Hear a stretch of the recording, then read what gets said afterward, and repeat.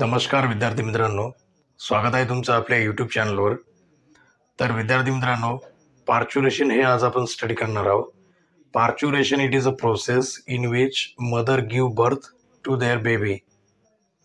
तर या प्रोसेसला पार्च्युरेशन म्हणतात. ह्युमन हे विवी पॅरस आहे. Viviparous means give the birth to their young one, call as a viviparous. तर या प्रोसेसमध्ये काही फिजिकल ॲक्टिव्हिटी इन्व्हॉल्व असतात, त्याला आपण लेबर म्हणतो. Physical activity involve in that process which are uterine contraction, abdominal contraction, cervix dilation and passage of the baby, collectively called as a labor. तर ही process आज आपण स्टडी करू. तर या प्रोसेसमध्ये 4 स्टेज आहेत. First, second, third, fourth. तर first स्टेजमध्ये बघा, हे युटरस आहे. युटरसमध्ये फोटस आहे. फोटसला प्लासेंटा अटॅच आहे आणि placenta are attach to umbilical cord and uterine wall, हे तुम्हाला माहीत आहे. आणि नंतर सर्विक्स आहे, वायजन आहे. तर ही नॉर्मल स्टेज आहे. या स्टेजमध्ये फोटस नॉर्मल स्टेजमध्ये आहे. आणि जे सेकंड स्टेज आहे, या स्टेजमध्ये फोटस हे फुल्ली मॅच्युअर झालेलं आहे, डेव्हलप झालेलं आहे.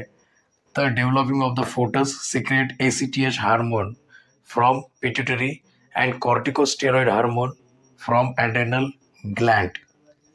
This hormone trigger the release of oxytocin from mother's pituitary for the uterine contractions, myometrial contraction.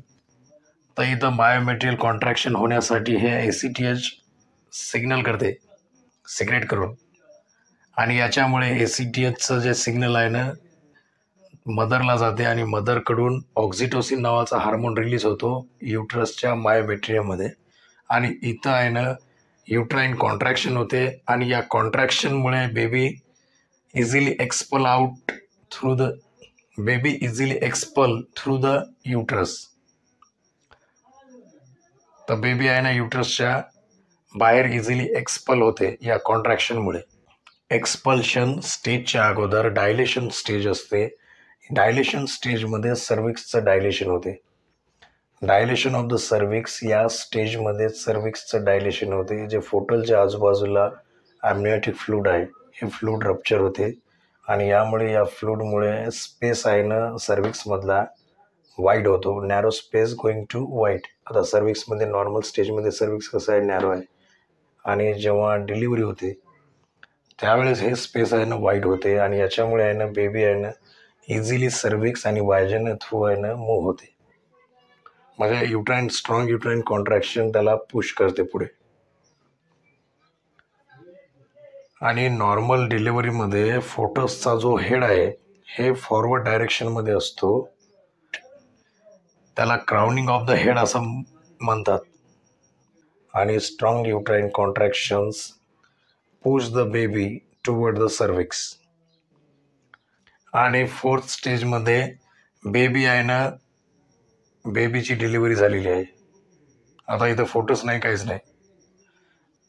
तर याच्यामध्ये आहे ना डिलिव्हरी झालेली आहे. डिलिव्हरी झाल्यानंतर हे जे अम्बिलिकल कॉर्ड आहे याला आहे ना टाईट करतात आणि close to navel of a baby cut करतात. Umbilical cords are cut close to navel of baby and then नंतर जे प्लासेंटा आहे ना हे बाहेर येते आफ्टर द बर्थ. तर ही प्रोसेस ओव्हरऑल अशी आहे.